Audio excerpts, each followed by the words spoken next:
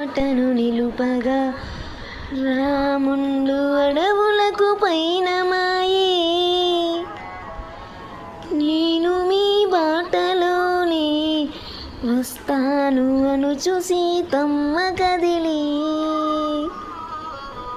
పడతి అడవిలో కష్టాలు పడలేవు అని రాముడు నీడని వదిలిపెట్టి మీరెలా వెళ్ళగలరని సీత.